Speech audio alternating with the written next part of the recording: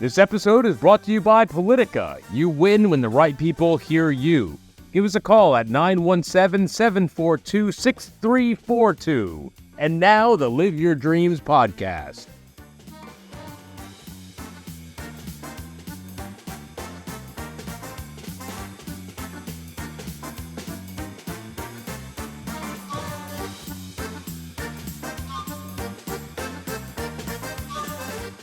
All right, well, welcome back. This is another great episode of the Live Your Dreams podcast. We are very, very excited today. This is a very special episode.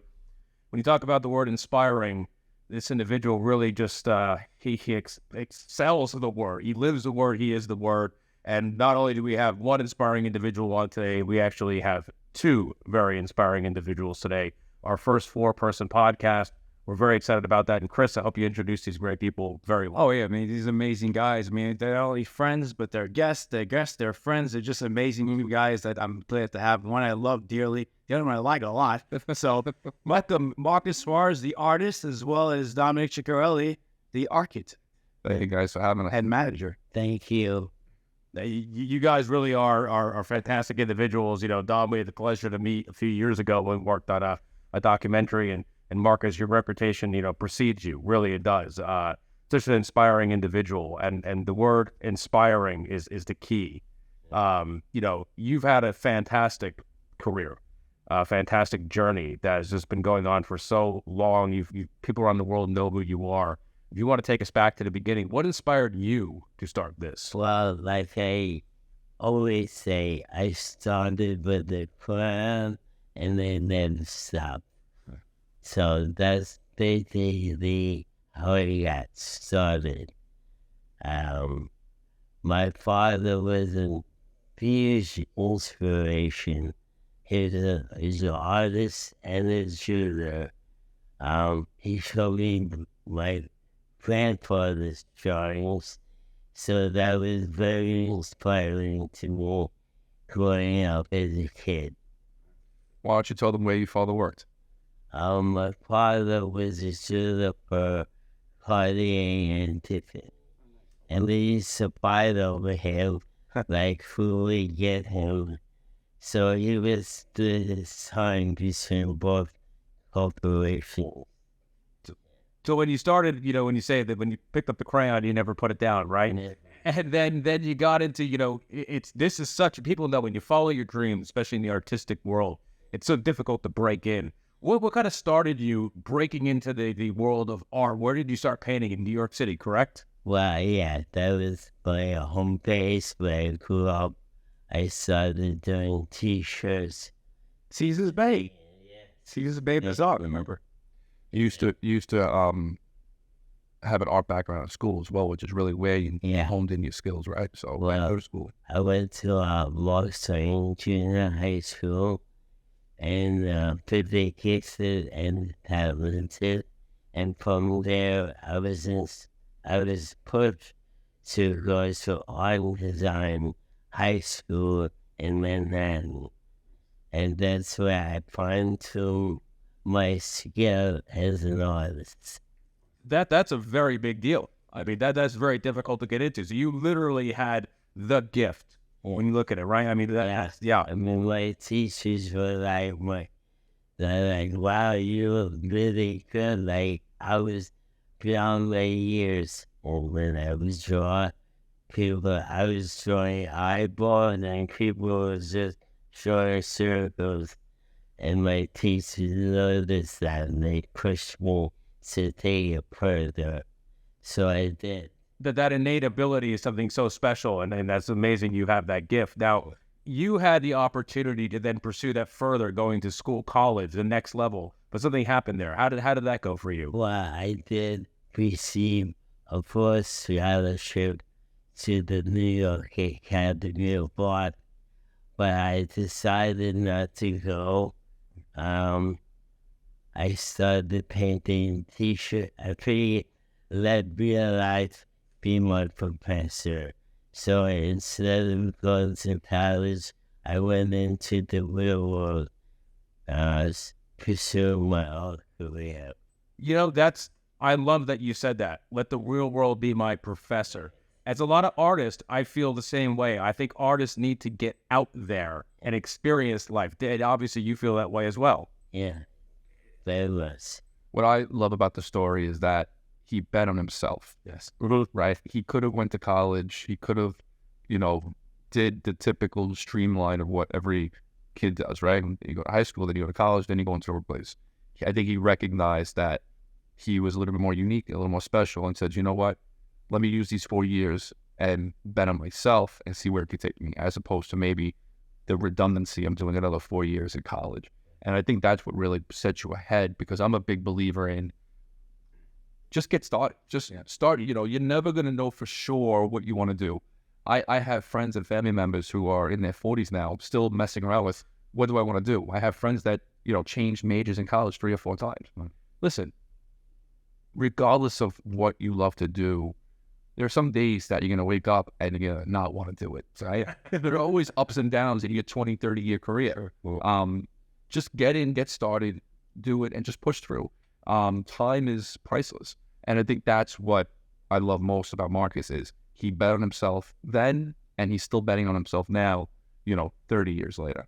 And those 4 years where you could have went to college and you bet on yourself brought huge opportunities to you, where a lot of New York guys were moving down to Florida and getting into the nightlife business, getting into the restaurant business. And the first person they called when it was time to, paint or decorate those spots was Marcus, which really brought you down there to start, again, you're doing the free work for your friends, which gives you the exposure for the paid work later on. So I think, what happened then, what were those years? What years were those where everyone was shooting down to Miami and you were going down there, back and forth painting? Like the mid-80s, early 90s was when I really took off. I started in New York painting t-shirts and jackets. I moved to the city doing the same thing. And then I was asked to paint nightclub. And my first nightclub was the reggae lounge in our street. And from there, it kind of snowballed. And I got invited to Miami to paint the restaurant. And I painted it. And then came back to New York, and my phone rang again. Say, would you paint this nightclub? And I went down again. I kept going back and forth.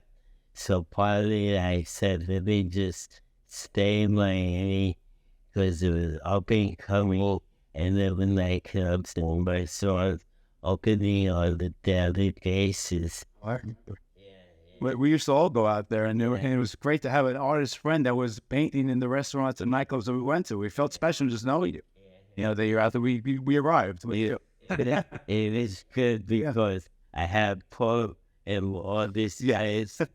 So walking with like 10, 20 people, like other people waiting online, and they see me, and I wave my hand, come in, I just bring a whole fun. So see how go to the bar, drink, breathe. A big shot. So you Chris lived like a big shot, right? I did. Vicariously was living through it. That's really that is incredible to get down there and do that. But there's so many listeners, right, that are trying to pursue their dreams, that want to be inspired by listening. When you did that, what was on your mind? Did you say, I'm going down there for the money, or did you say, I'm going down there to expand my career and my craft? Well, I think it was a bit of both. Sure. Obviously, the money was enticing, and the fun was fantastic.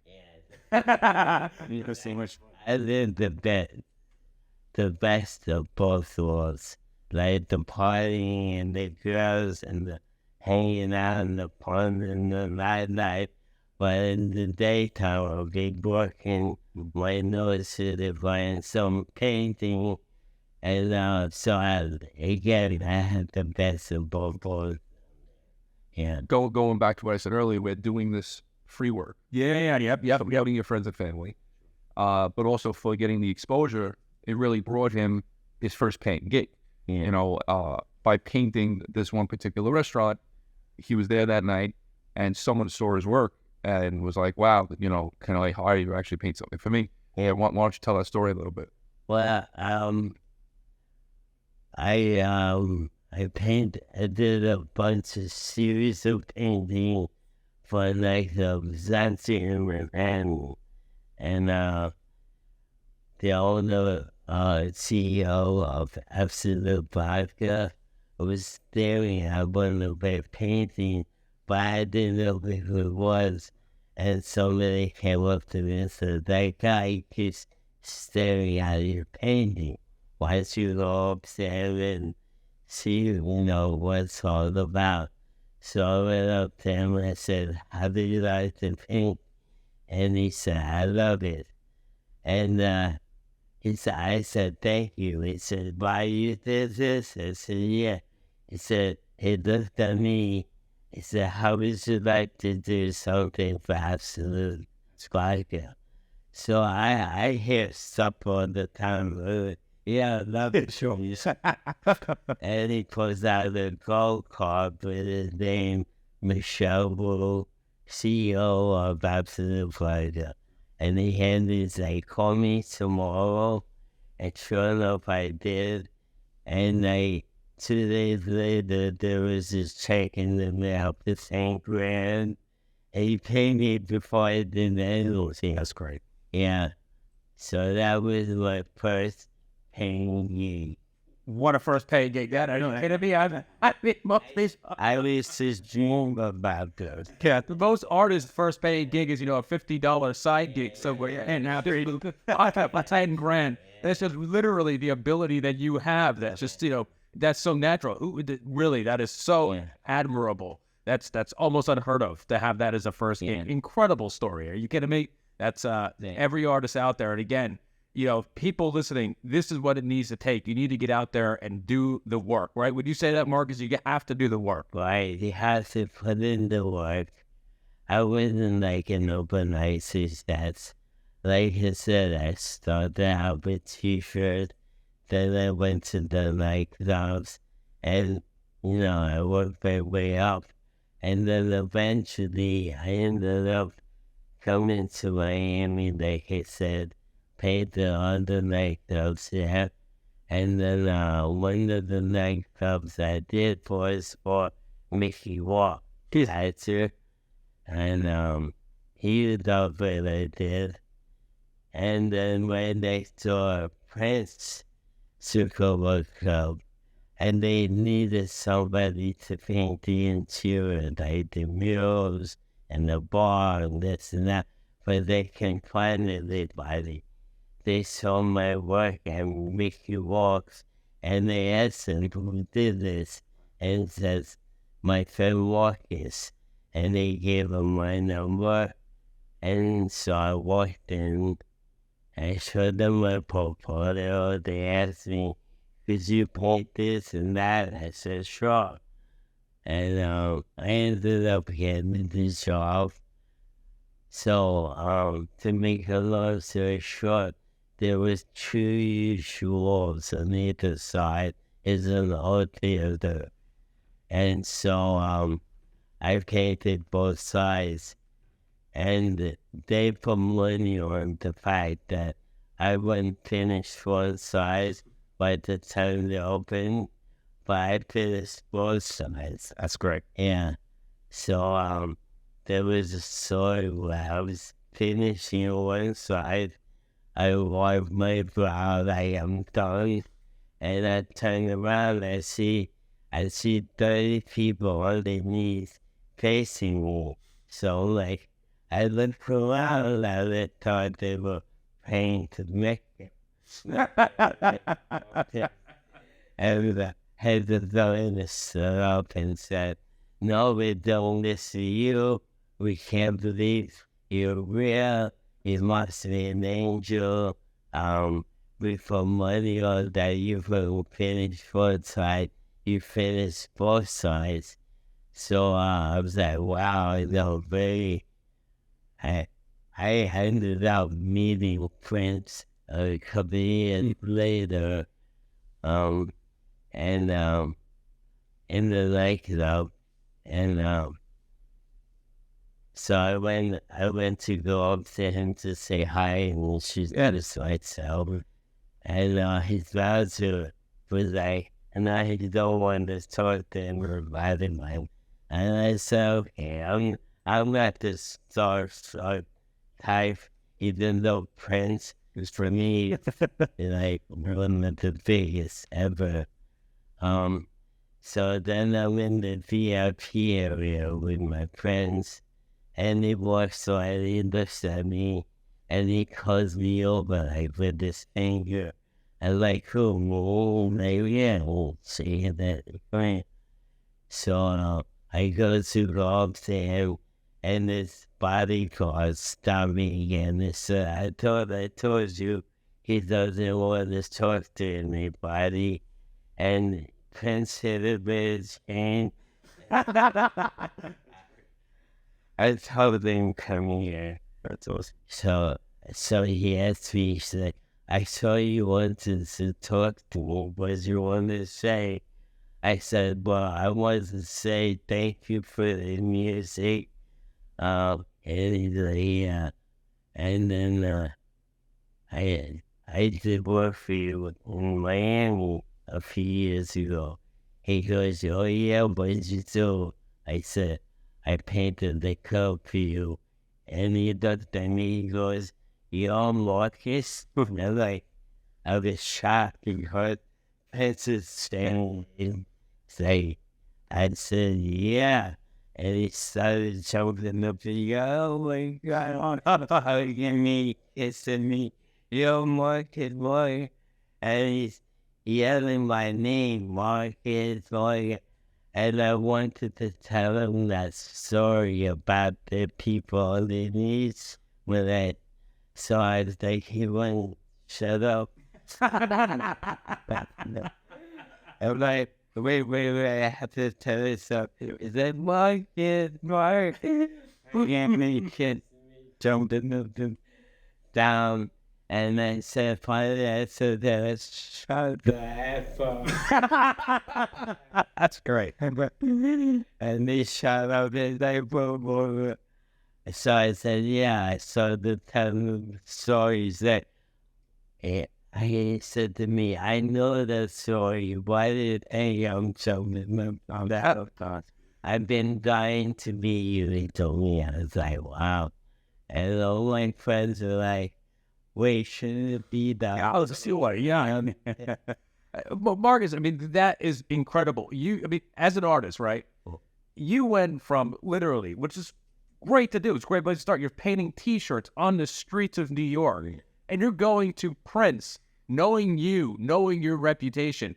How does that feel as an artist? I mean, in that moment, it has to be incredible. I mean, like a dream come true. I thought this is definitely one of the biggest. I had many compliments in my life, but for Prince to know who I was and be like, I've been down to me, it was like another level of like biggest compliment ever.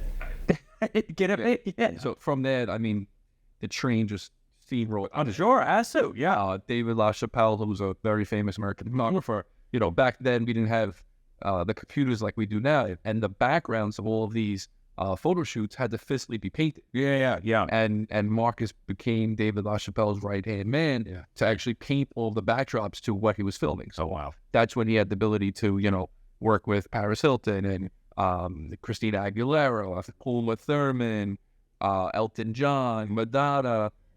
There's a very famous Madonna MTV Music Award poster. Oh, is that? Yeah, okay. She painted the background of. So, again, those couple of little moves you make in life, when something pops, it just, the red carpet rolls out for you. And as long as you're just true to your craft and you keep working hard, I think the sky's the limit, which is a perfect example of what happened with Marcus, Cool.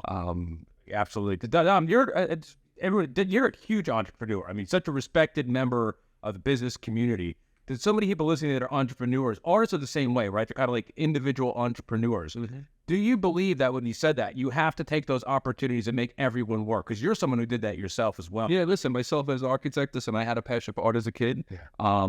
I chose to go into architecture because I didn't want to be a starving artist, as most artists are. I mean, Marcus broke the mold. You know, but you know, I was able to do my craft and find a way to make money. You know, drawing through architecture and through construction.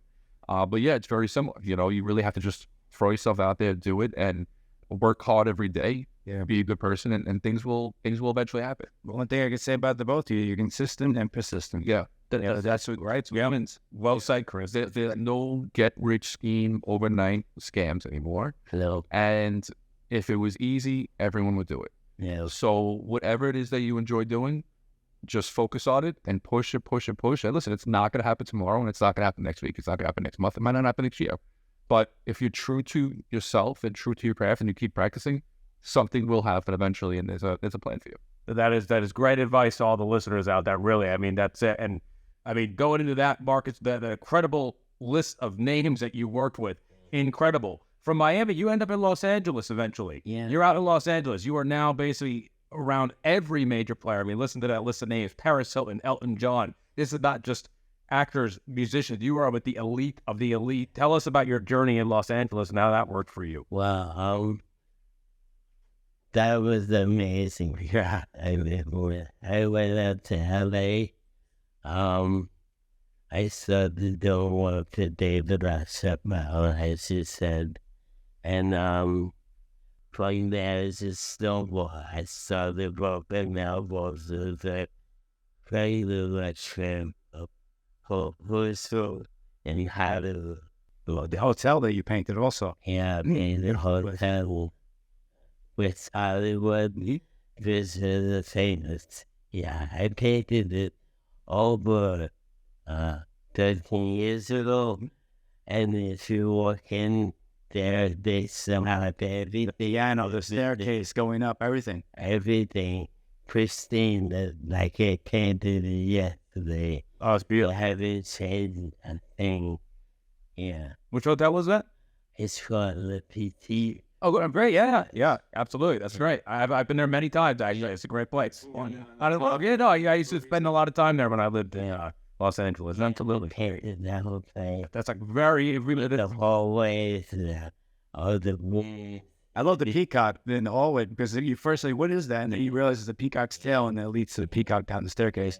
In LA is when you were introduced to Pamela as well, right? Actually, I met Pamela in Vegas with David LaChapelle. The funny story is, I went out there to see a show, a circus show called Car. And after the show, I was outside waiting for my friends, and David sees me, and he starts running towards me, and I see this flying behind him. All I see is hair and body, and then he pulls up, and it's Pamela Anderson, and you have to read Marcus. He's the most incredible artist. He went on for like 5 minutes introducing me and hyping me up. But by the time he was done introducing me, her jaw was on the floor.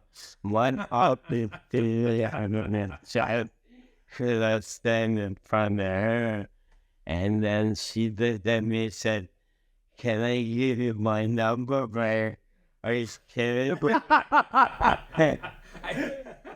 This is Pam Anderson. She's a cultural icon, literally. Yeah. And she's asking you for your number. I mean, that. Nuts. But she's giving you her number. That's incredible. Yes. You get better than that, no? Yeah.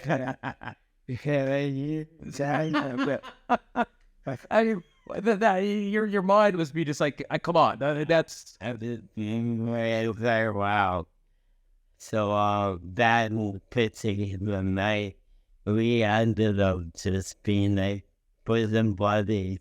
And at the end of the night, she's like, "Oh, I have to go like back to LA. Would you come with me?" And I thought to myself, wow, Panda invited me back to LA with her. But early in the night, she asked me to design a stage for her for a show she was having in a week.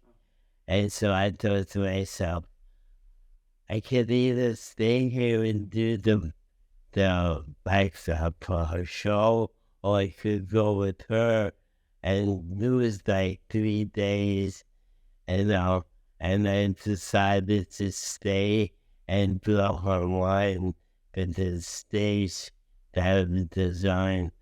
So she's in the limo trying to get me out. I had David LaChapelle pushing me, saying, "That's Pamela." Would have pushed it too. Now, I'm like, I know what I'm doing. I'm going to say here, no.